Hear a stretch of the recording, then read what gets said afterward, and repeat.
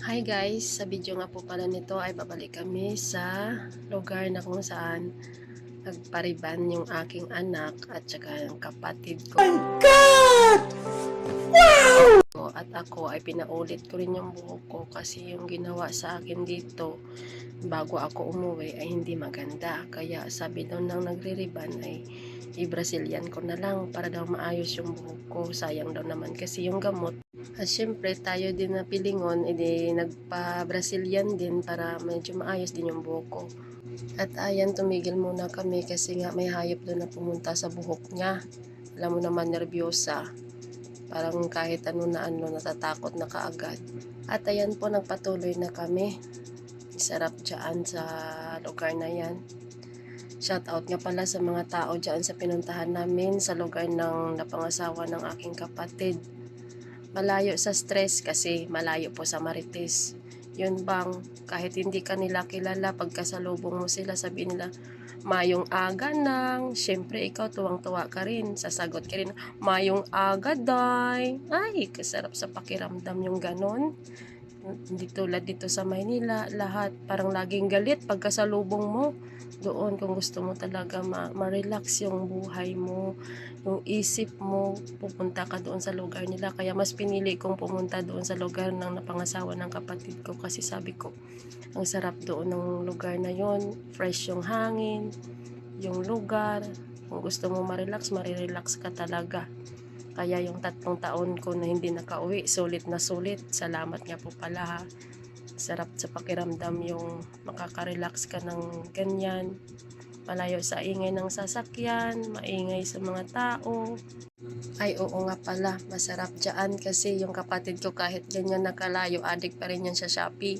Tapos sabi niya daw, pag may Shopee daw siya, tumatawag sa kanya, kaya tinatakbo niya daw yan hanggang doon sa highway, doon sa hatidan ng Shopee. Siguro mga 15 to 20 minutes, pero kung tatakbuin niya lang daw, mga 10 minutes lang daw, nandoon na daw siya. Biruin mo yan, ganyan kalayo, tapos yung Shopee mo, kunyari no, mga siguro mga 65 pesos, tapos tatakbuhin mo ng ganyan kalayo. Grabe yan. Tawa ako ng tawa habang nagkukwento sa dyan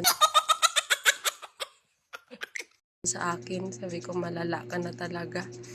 Tapos sabi ko kung ikaw lalaki, tapos manligaw ka dito, kailangan unang punta mo pa lang, sasagutin ka na kaagad kasi pag hindi parang magdadalawang isip ka pa kung babalik ka pa ba kasi ganyan kalayo. Pero sa totoo lang, napakaganda ng mga dalaga nila doon. Yung parang ako yung galing sa Maynila pero sila pa yung mas maputi sa akin kasi malamig yung lugar nila.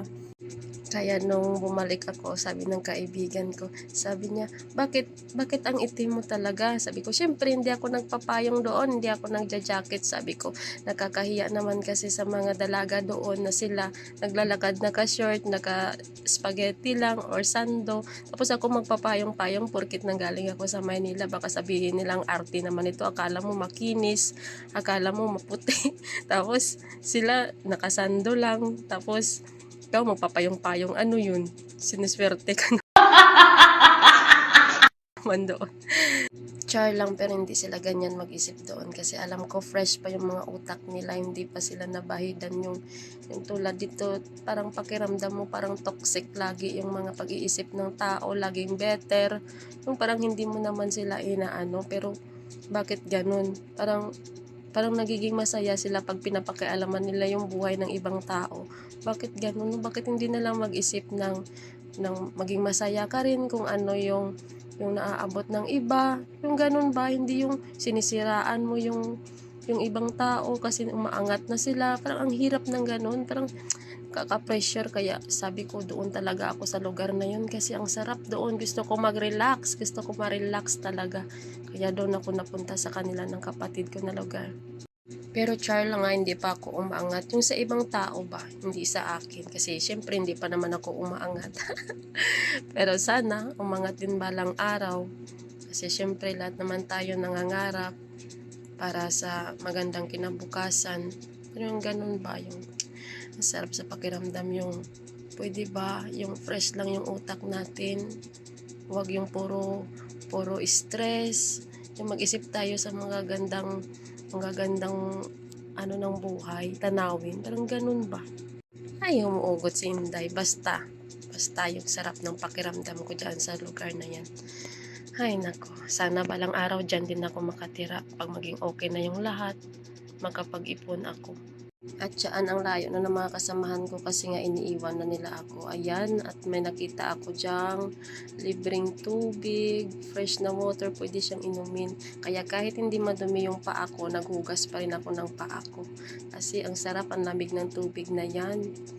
Sana ganyan, no? Yung may free na water, wala kang babayaran na bill, hindi ka mai-stress sa isang buwan. Kasi may darating ka na naman na bill. Ay, nako. No, sarap sa pakiramdam pag ganyan, oh. Yan, kaya lahat kung ano-ano madadaanan ko, pinandadaanan ko muna. At ang layo na nila sa akin, kaya nagmadali na ako kasi nga iniwan na nila akong layo-layo na nila. Excited yung mga yan eh. Excited na matiskig yung mga buhok nila. Yan. Yan, at nagmamadali na yan sila. Sabi nila ano oras na daw kami yan matapos kasi nga ang bagal ko daw. Sabi ko, sige lang kasi susunod lang ako sa inyo. Diyan. At makikita nyo dyan yung final result. Bulol. Result. Diyan, malapit na kami. Isipin mo yan, no? Ganyang kalayo. Kung may kulang ka doon sa bahay mo, tas mantika lang yung kulang mo, doon ka bibili sa pinaka-highway. Ay nako, siguro sa sexy talaga ako dyan kasi lagi ako mag-e-exercise, no? Ganyan talaga ka, ano, mawawala na yung malaki kong bilbil. At yan, ito na yung final result ng aming gawa. Thank you nga pala sa nagawa sa amin. Ang galing niya gumawa sa amin. Napakasulit ng gawa niya. Thank you nga pala. At yun lamang po. Bye!